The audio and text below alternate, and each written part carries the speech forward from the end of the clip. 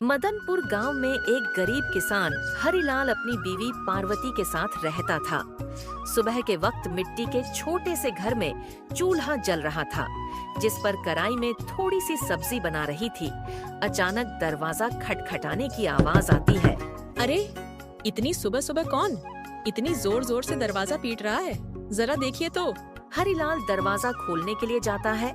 वह जैसे ही दरवाजा खोलता है तो देखता है सेठ रामू गुस्से में लाल पीला खड़ा था, जो कि बहुत लालची और चालबाज था। वह हर किसी से 2 गुना ब्याज वसूलता था। हरिलाल, बहुत हो गया।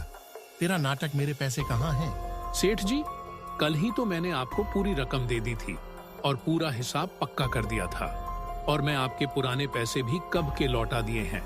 देर की वजह से तेरा ब्याज बढ़ चुका है। अब वह पैसे तुझे 2 गुना ब्याज के साथ लौटाना होगा। 2 गुना? सेठ जी, यह तो अन्याय है। मैंने मेहनत करके ब्याज सहित पूरे पैसे चुका दिए हैं। मैं गरीब आदमी इतना भारी ब्याज कैसे दे सकता हूँ? ज्यादा जुबान मत चला। अगर पैसे नहीं दिया ना, तो तेरे घर का ताला तोड़कर बर्तन कपड़ा सब उठा ले जाऊंगा। तेरी बैलगाड़ी भी बेच दूंगा। समझा नहीं तो मेरे पैसे वापस कर। सेठ जी, गरीब का खून चूस कर आपको क्या मिलेगा? हमारे साथ ऐसा मत कीजिए। इतना ज्यादा ब्याज नहीं दे पाऊंगा। पैसे तो तुझे देने ही पड़ेंगे। देख लूंगा मैं तुझे। याद रखना हरिलाल, रामू से पंगा लेना आसान नहीं है। सेठ हरिलाल को धमकाते हुए चला गया, लेकिन जाते जाते अपने नौकर को कहता है, इस गरीब हरिलाल की इतनी मजाल, जो मुझे ना बोलकर खाली हाथ लौटा दिया। इसने गलती कर दी। इसको तो सबक सिखाना पड़ेगा, ताकि गांव में बाकी सब गरीब डर कर रहे। आप बताइए, ये जिंदगी कब बदलेगी? रोज रोज 2 वक्त की रोटी के लिए जूझना पड़ता है। कभी मन करता है घर की टूटी छत ठीक करवा दूं, तो कभी सोचती हूँ कि हमारे पास भी अच्छे कपड़े हों, लेकिन लगता है किस्मत ने हमें बस तंगी दी है। हाँ, मुझे पता है कि तुम्हें तकलीफ है, पर मैं क्या करूं? बारिश के वक्त बारिश नहीं होती, खेत भी छोटे हैं, ऊपर से कर्ज का बोझ भी सर पर है। मैं दिन रात मेहनत करता हूँ, तब हमारे हिस्से में या नमक रोटी आती है। मेहनत तो बहुत करता हूँ, लेकिन मेहनत का फल ही नहीं मिलता। मेहनत? हाँ, मेहनत तो आप करते हैं, लेकिन भगवान हमारी सुनता ही कहाँ है। लगता है जैसे नसीब हमें इस गरीबी में ही सड़ने के लिए भेजा है। पार्वती ने आह भरी, पर चुपचाप सब्जी बनाने लगी। कमरे में सन्नाटा था। हरिलाल ने मन में ही ठान लिया था कि आज खेत में चाहे जो हो जाए, पर घर लौटकर कुछ ऐसा लाऊंगा जिसे देखकर पार्वती के चेहरे पर मुस्कान आ जाएगी। हरिलाल को नहीं पता था कि आज के दिन उसकी जिंदगी के सबसे बड़ी कहानी की शुरुआत होने वाली है। सुबह के वक्त हरिलाल खेत जाने के लिए घर से निकल रहा था। सुबह की हल्की फुल्की धूप खेतों पर पड़ रही थी। सरला के मन में आज कुछ हलचल सी हो रही थी। रामू रोज गांव के बीच से होकर जाने वाला रास्ता मंदिर के पास से होकर गुजरता था।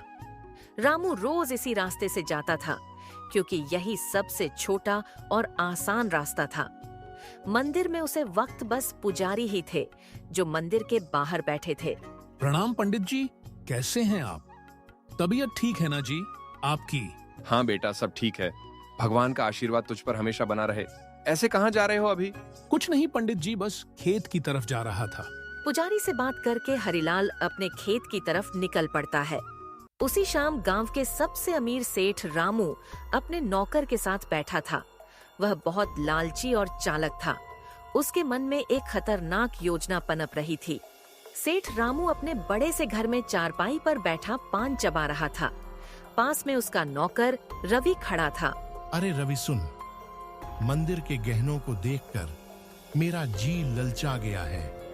कल मंदिर में जो सोने चांदी के गहने हैं ना, वह मेरे घर में होना चाहिए।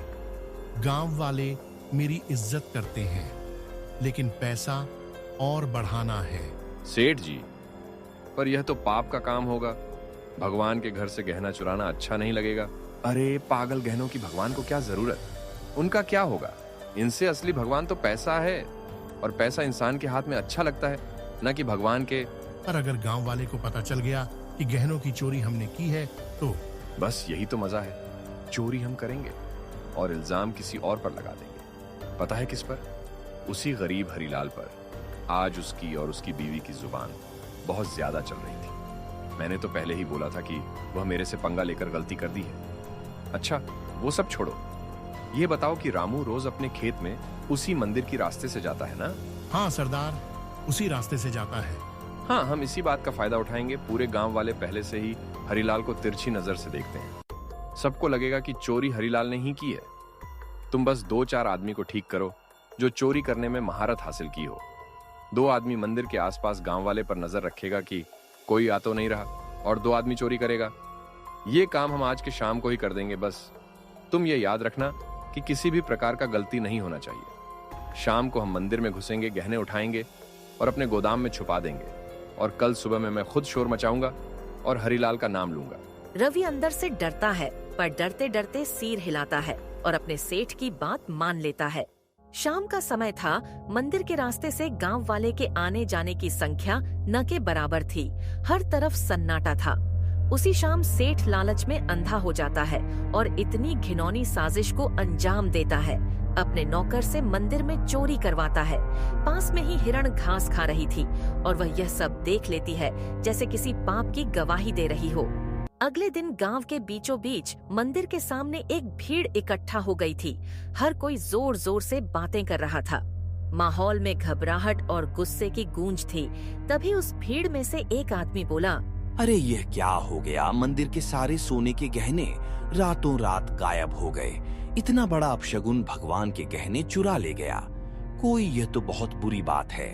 इसी बीच रामू रोज की तरह मंदिर के रास्ते से होकर खेत की तरफ निकल रहा था। वह भीड़ देखकर रुक गया और पास आ गया। अरे क्या हुआ भाई? लोग इतनी सुबह सुबह भीड़ किस बात की? गांव में कुछ हुआ है क्या? अरे हरिलाल, सुना नहीं क्या मंदिर में चोरी हो गई है? भगवान के सारे गहने उठा ले गया कोई। हरिलाल यह सुनकर चौंक जाता है। भीड़ में खड़ा सेठ, जो असल में चोरी किया था, वह बहुत मासूम बन रहा था और हरिलाल पर इल्जाम लगाते हुए कहता है, पंडित जी आप बताइए, कल रात तक तो सोने के गहने मंदिर में थे, फिर अचानक कौन ले गया? आप बताइए पंडित जी। क्या आपने मंदिर के आसपास से किसी को आते जाते हुए देखा है क्या? आपको किसी पर शक है? क्योंकि मुझको तो लगता है कि यह काम जरूर हरिलाल का ही हो सकता है, क्योंकि प्रतिदिन हरिलाल इसी मंदिर के रास्ते से अपने खेत की तरफ जाता है। रोज रोज सोने के गहनों को देखकर इसके मन में जरूर से लालच आ गया होगा। और वैसे भी हरिलाल पूरे गांव वालों से गरीब है। यह अमीर बनने के लिए जरूरी ऐसा ही कुछ किया होगा। ऐसे आदमी को तो गांव से निकाल देना चाहिए। अरे ये क्या कह रहे हो आप? मैंने कुछ चोरी नहीं किया। मैं गरीब जरूर हूं, लेकिन चोरी नहीं किया। मेरे जितना ईमानदार इंसान पूरे गांव में नहीं है। ऐसा मत कहिए, वरना भगवान आप लोगों को कभी माफ नहीं करेगा। आप गांव वाले समझते क्यों नहीं? मैंने कुछ भी चोरी नहीं किया। हरिलाल ने पूरे गांव वालों को समझाने की बहुत कोशिश की, लेकिन भीड़ मानने को तैयार नहीं थी। सब हरिलाल को ही चोर मान बैठे। हरिलाल की आंखों में आंसू आ गया, लेकिन भीड़ सुनने को तैयार नहीं थी। गांव वालों, अब तो साफ है, मंदिर में चोरी करने वाला हरिलाल ही है, और ऐसे आदमी को हमारे गांव में रहने का कोई हक नहीं बनता। चोरी करने वालों की एक ही सजा है, गांव से बाहर निकाल देना। अगर इसने मंदिर में चोरी की है तो यह भगवान का भी अपराधी है। इसलिए अगर इसे गांव में रहने दिया तो कल हमारे घर से भी चीज गायब हो जाएंगी। अरे आप सब क्यों नहीं समझते? मैंने कोई चोरी नहीं की। मैं निर्दोष हूं। मैं तो रोज की तरह अपने खेत में जा रहा था। मुझ पर इतना बड़ा झूठा इल्जाम मत डालिए। भीड़ में जोर जोर से आवाज घुसने लगी, निकालो इसे गांव से निकालो। भीड़ में हलचल मच गई। लोग एक दूसरे से कान्हा फुशी करने लगे। हरिलाल की आंखों में आंसू भर आए। उसने कई बार सफाई देने की कोशिश की, लेकिन नाकाम रहा। सबने मिलकर उसे गांव से बाहर निकाल दिया। हरिलाल अब गांव छोड़ चुका था। हरिलाल और पार्वती अब मजबूरी में गांव छोड़कर चले गए। जाते जाते गांव के बाहर एक सुनसान जगह पर झाड़ियां के बीच एक छोटा सा झोपड़ी का घर दिखाई दिया। अब उन लोगों का वही नया घर बन गया। सुनिए जी, यह जगह कितना सुनसान है। ना कोई यहाँ आसपास की झोपड़ियाँ में भी कोई रहता, ना खाने को कुछ। अब हम क्या करेंगे? हम दोनों कब तक भूखे रहेंगे? क्या करें पार्वती?